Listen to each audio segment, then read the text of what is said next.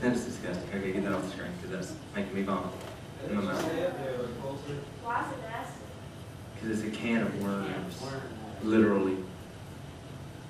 But if you will allow God, if you will have faith in God, my challenge to you is not just to walk out these doors and say, okay, I believe Him. I believe in Him. My challenge and what I would love for you to do is walk out here and say, I have faith in Him. Be able to say that when everything else is going wrong, that I still have faith in God. I still trust God. I still have conviction. I mean, that conviction thing, man, it's so, I mean, I've said it every week. Conviction no longer exists in this world. No longer exists. None, zilch, nada. Biguseg, none. Biguseg, it does not exist. Because we have no faith anymore. We believe, quote unquote, but we don't have faith.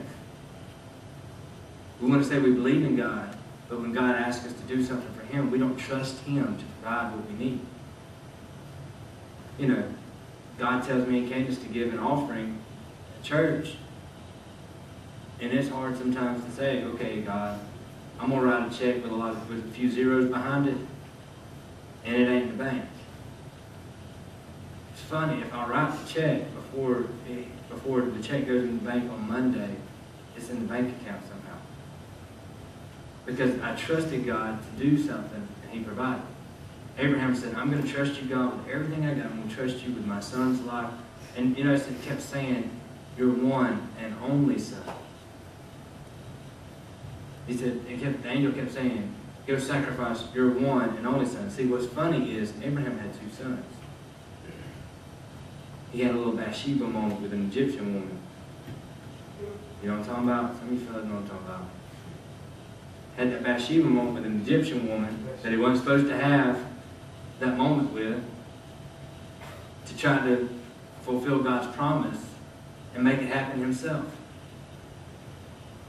So we know what happened to that Egyptian woman and the son? They got put out in the desert to fend for themselves. No? That's the other story. God didn't let them die because, I mean, it wasn't their fault, but Abraham said, you know what, I'm going to take things into my own hands. I'm not going to trust God. My wife's old, barren as the desert. It says that in the Bible. She was barren as the desert. I can say that. Not being mean. She's old. And he was 100.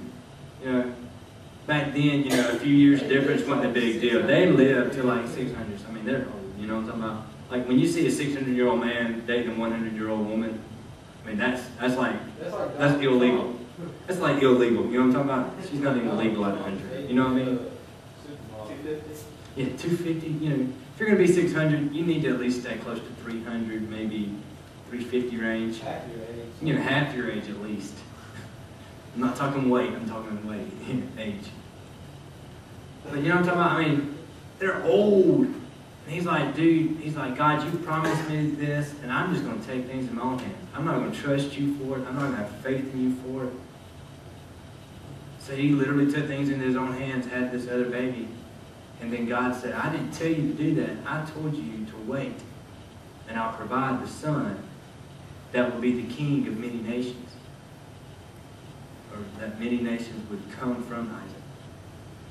See, if you remember Isaac then, because he's the promised child, and he's got saved from, you know, being murdered. You know, imagine your dad like taking a knife, you know, about to stab you, laying you on an altar that you had to carry. I mean, you know what I'm saying? How many of your dads would make you carry your own altar? You know what I mean? My dad's gone, so I can say this. My dad would. He'd be like, I ain't carrying. It's all you, big boy. You say that I do. Yeah, you know, my back's down, my knees hurt. You carry it. But Isaac, he saved from all this, and he had two sons, Jacob and Esau. That he had a son that was very conniving and stole the birthright from Isaac, because Isaac at this age in his life was blind, stupid. He had a hairy son, a red hairy son. That's what they call him. Esau was red and hairy. That's what it says in the Bible. But all this because of two different things because of either trusting in God or not.